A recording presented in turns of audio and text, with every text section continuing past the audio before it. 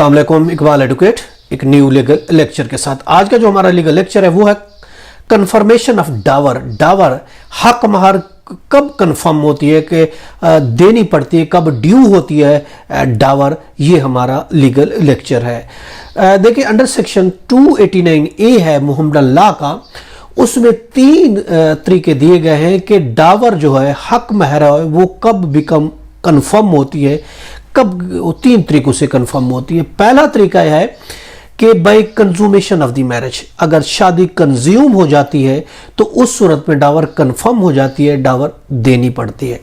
दूसरी सूरत यह है कि बाय वैलिड रिटायरमेंट, खलवत इसाहिया, अगर वैलिड रिटायरमेंट है तो उस सूरत में भी डिवोर्स कन्फर्म जो डावर है वो कन्फर्म होगी, वो देने पड़ेगी। तीसरी है by the death of the either husband और वाइफ, अगर हस्बैंड या वाइफ दोनों में से किसी एक की डेथ हो जाती है, इन केस ऑफ डेथ, तो भी डावर जो होती है वो कन्फर्म हो जाती है, वो देनी पड़ती है।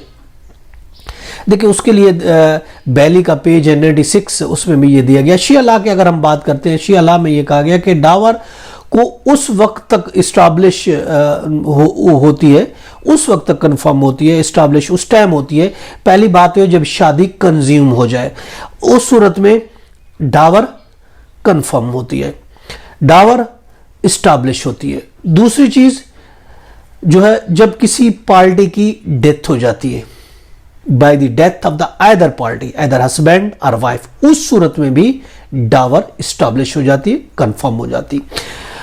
जो तीसरा है जो कि फिक़ह हनफिया में दिया गया है ऑन द वैलिड रिटायरमेंट, जबकि शिया लॉ में यह कहा गया कि वैलिड रिटायरमेंट से नहीं, सिर्फ शादी कंज्यूम की सूरत में या आइदर पार्टी की वफात की सूरत में हक महर जो होती है डावर वो कंफर्म होती है। तो थोड़ा सा ये डिफरेंस है शिया लॉ और हनफी लॉ में। हनफी लॉ में 3 तरीके हैं एस्टैब्लिश होने के डावर के, कि पहला तो है कंज्यूमेशन है, दूसरा वैलिड रिटायरमेंट है, तीसरा डेथ ऑफ एनी पार्टी। जबकि शिया लॉ में सिर्फ 2 है एस्टैब्लिश होती है। पहली बात तो ये जब शादी कंज्यूम होती है, दूसरी है either divorce of the any party, तो उस सूरत में जो डावर है वो ड्यू होती है।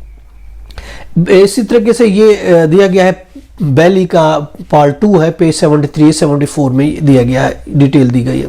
अगर हम बात करते हैं शौहर, देखिए शौहर अगर कंज्यूमेशन से पहले, शादी कंज्यूम होने से पहले, यानी अज़दवाजी ताल्लुकात से पहले तलाक दे देता है तो हक मार उसको आधी देना पड़ेगी, हाफ देना पड़ेगी। लेकिन अगर खावंद की कंज्यूम से पहले वफात हो जाती है तो फिर पूरी हक महर देनी पड़ेगी। यानी कि शादी हो गई, शादी कंज्यूम नहीं है, ताल्लुकात एस्टैब्लिश नहीं हुए और उसके बाद उसकी डेथ हो जाती है तो उस सूरत में हक महर फिर आधी नहीं होगी, पूरी होगी। हाँ, अगर वो डिवोर्स दे देता है, अपनी जिंदगी में डिवोर्स दे देता है, शादी कंज्यूम नहीं होती, तो उस सूरत में हक महर आधी देनी पड़ेगी। ये था हमारा आज का लीगल लेक्चर कि confirmation of the Dawar, Dawar कब कंफर्म होती है।